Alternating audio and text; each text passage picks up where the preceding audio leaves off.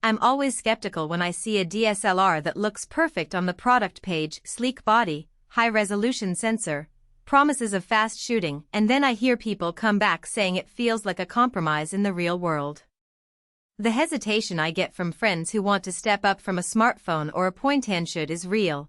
They're scared of buying a camera that looks impressive on paper but ends up being a hassle to use, or worse, a disappointment when the lighting gets low. Link is in the description if you want to check the product details on Amazon. In this review I'll walk through exactly how the Nikon D7200 behaves when you put it on a trail, at a family gathering, or in a modest studio, so you can decide if it's worth your money or if you should keep looking. First off, the D7200 sits in Nikon's DX lineup, which means it uses a 24.2 megapixel APS-C sensor. That extra megapixel count gives you plenty of room for cropping, and the fact that the sensor is built without an optical low-pass filter actually helps capture a bit more detail, especially when you're shooting static subjects like landscapes or product shots. In practice, that translates to crisp edges on a sunrise over the hills, and when you enlarge a portrait for a print, the skin texture stays smooth instead of looking soft-focused. Autofocus is often the make-or-break feature for hobbyists who aren't ready to chase focus manually.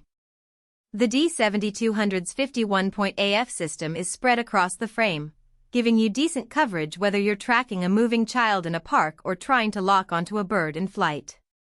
I tested it with a 70,300mm lens on a weekend hike. The camera caught the moment a sparrow took off and kept the bird in focus through several frames, which is impressive for a mid-range DSLR.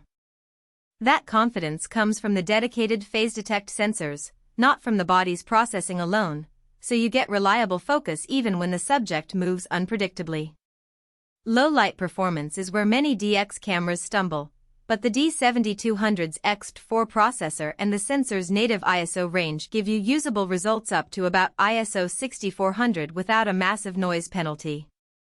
In a dimly lit restaurant, I could pull a decent portrait using a fast 50mm f/1.8 lens, and the grain stayed manageable after a light touch of noise reduction in post. It's not going to replace a full frame for professional nightlife work, but for hobbyists who occasionally shoot concerts or indoor events, the noise level is acceptable and you won't have to bring a flash for every shot. One area where the D7200 can trip up is stabilization. The body itself does not have in-body image stabilization, so you're dependent on the lens you attach. If you already own Nikon's VR lenses, you'll be fine. The stabilization works seamlessly, and you'll notice steadier handheld shots at slower shutter speeds. However, if you're planning to buy cheap third-party glass or older non-VR lenses, you'll need to be more disciplined with your shutter speed or invest in a tripod. That's a practical limitation you should consider before you buy, especially if you're on a tight budget. The Nikon lens ecosystem for DX bodies is robust. There are dozens of affordable prime and zoom lenses that cover everything from wide-angle landscapes to telephoto wildlife. Because the D7200 retains the older mount, you can also mount legacy lenses with an adapter, which opens up creative possibilities without breaking the bank.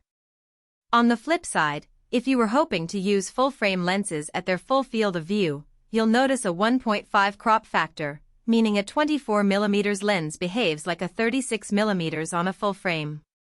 That's not a deal-breaker, but it's something to keep in mind for wide-angle shooters. Menu navigation on Nikon DSLRs can feel a bit dated compared to mirrorless rivals, but the D7200's layout is logical once you spend a few minutes learning where the key settings live. The main shooting modes are on the top dial, and the quick menu button gives you fast access to ISO, white balance, and metering. I found that after a short learning curve, the menus didn't slow me down during an impromptu family picnic. I could bump ISO up with one thumb movement and keep snapping. If you're a total beginner who's never touched a DSLR before, you might need to watch a quick tutorial, but the learning curve isn't steep.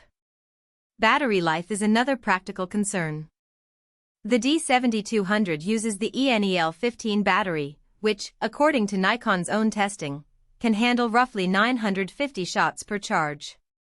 In my day-long shooting session, I swapped a fresh battery once and still had power left for a few more rolls.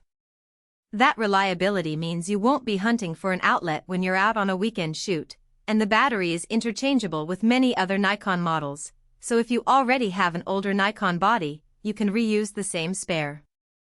So who should consider the D7200? If you're a hobbyist who wants to move beyond a compact camera, appreciates the tactile feel of an